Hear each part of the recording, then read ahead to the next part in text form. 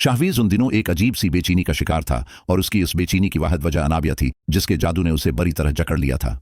वो बार बार अनाबिया का number dial करता रहा, लेकिन अनाबिया उसे अपनी अहमियत जताने के लिए फोन उठाने से कुतराती रही। आखिरकार जब अनाबिया ने फोन उठाया तो शाहवीज ने बड़ी मन्नत समाजत करके उसे शहर के एक महंगे रेस्टोरेंट में मिलने के लिए बुला लिया। अनाबिया जब रेस्टोरेंट पहुंची तो उसके चेहरे पर एक मसनूई संजीदगी थी और वो खुद को बहुत मजलूम जाहिर करने की कोशिश कर रही थी। शाहवीज ने तड़प कर अनाबिया की तरफ देखा और कहा कि अनाबिया, मैं तुम्हारे बगैर एक पल भी नहीं रह सकता, तुम मुझसे दूर क्यों भाग रही हो? अनाबिया ने एक लंबी आह भरी और कहा कि शाहवीज, अब बहुत देर हो चुकी है, तुम्हारी नम्रा से मंगनी हो गई है और अब तुम्हें उसे ही अपनाना होगा। उसने बड़ी मुकारी से अपनी आंखों में आंसू लाते हुए कहा कि बेहतर यही है कि तुम मुझे भूल जाओ, क्योंकि अब हमारा मिलना नामुमकिन है। शाहवीज ने जज्बाती लहजे में जवाब दिया कि अभी इतनी भी देर नहीं हुई है, मैं नम्रा से मंगनी तोड़ दूंगा, लेकिन मैं तुम्हें खोना नहीं चाहता। अनाबिया ने शाहवीज को मजीद इकसाने के लिए कहा कि सिर्फ तुम्हारी मंगनी ही मसला नहीं है, बल्कि मेरे पापा ने भी मेरा रिश्ता तय कर दिया है। उसने बताया कि पापा ने अपने भांजे अवीस के साथ मेरी शादी का फैसला कर लिया है और अब मैं अपने बाप की मर्जी के खिलाफ कैसे जाऊं।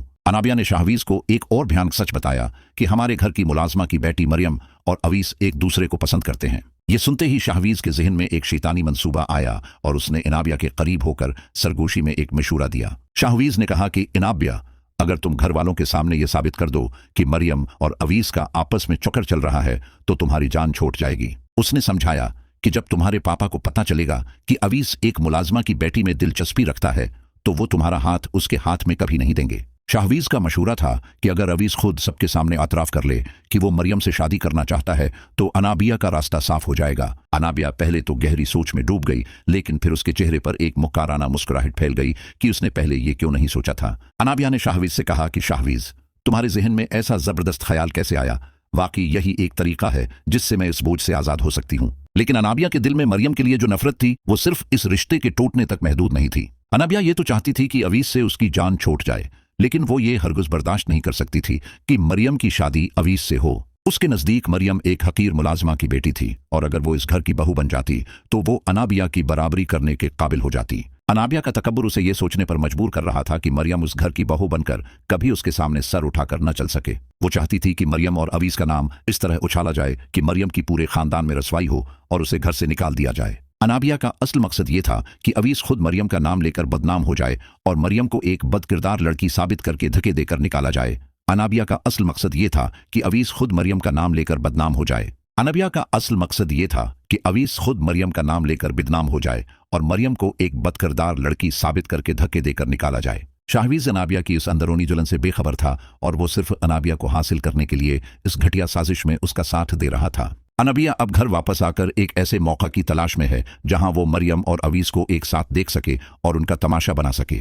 वो मरियम के कमरे में जाकर उसे झूठी हमदर्दी दिखाती है ताकि मरियम उस पर भरोसा करे और अपने दिल की बात बता दे। मरियम जो बिल्कुल मासूम है वो अनाबिया की इन चालों को नहीं समझ पा रही और उसे अपनी सहेली समझकर इज्जत देती है। अनाबिया ने अब अवीस के सामने भी मरियम की तारीफें करना शुरू कर दी हैं ताकि अवीस के जज्बात मजीद भड़कें और वो कोई गलत कदम उठाए। शाहवीज अब नम्रा से मुकम्मल तौर पर जान छुड़ाने के बहाने ढूंढ रहा है और वो हर वक्त अनाबिया के ख्वाबों में खोया रहता है। निम्रा को शाहवीज के बदले हुए रवैये पर अब शक होने लगा है और उसे महसूस हो रहा है कि उसकी बेहतरीन दोस्त अनाबिया ही इसकी बर्बादी की जड़ है। अनाबिया ने अब ये मंसूबा बनाया है कि वो अवीस और मरियम की कोई ऐसी वीडियो या तस्वीर बनाएगी जो उन्हें खानदान भर में रसवा कर दे। वो चाहती है कि जब शकील साहब ये सब देखें तो वो गुस्से में आकर मरियम और उसकी मां को इसी वक्त घर से निकाल दें। अनाबिया की मां भी अब अनाबिया के साथ मिलकर मरियम के खिलाफ हो चुकी हैं क्योंकि अनाबिया ने उन्हें भी बदगुमान कर दिया है। अनाबिया का हसद उसे ये बावर करवा रहा है कि एक नौकरानी की बेटी को कभी उसकी बराबरी करने का हक नहीं मिलना चाहिए।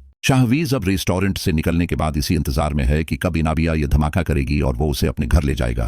अनाबिया अब हर वक्त अबलीस की तरह नई चालें सोचती रहती है कि कैसे एक तीर से दो शिकार किए जाएं। वो अवीस से अपना रिश्ता भी खत्म करना चाहती है और मरियम की जिंदगी को भी हमेशा के लिए अंधेरों में धकेलना चाहती है। मरियम अब मुसल्ले पर बैठकर दुआ करती है कि या अल्लाह मुझे हर बुराई से बचा, लेकिन उसे नहीं मालूम कि उसके अपने ही घर में अबलीस बैठा है। अनाबिया ने अब शाहवीज को फोन करके बताया है कि वो बहुत जल्द मरियम को रंगे हाथों पकड़वा देगी और फिर वो दोनों आजाद होंगे। शाहवीज की मोहब्बत में अंधी होकर अनाबिया ने यह भला दिया है कि किसी मासूम की जिंदगी बर्बाद करने का अंजाम कितना इबरतनाक होता है। अवीस मरियम के लिए अपने दिल में जो नर्म गोशा रखता है वो अब अनाबिया के लिए एक हथियार बन चुका है जिसे वो बड़ी महारत से इस्तेमाल करेगी।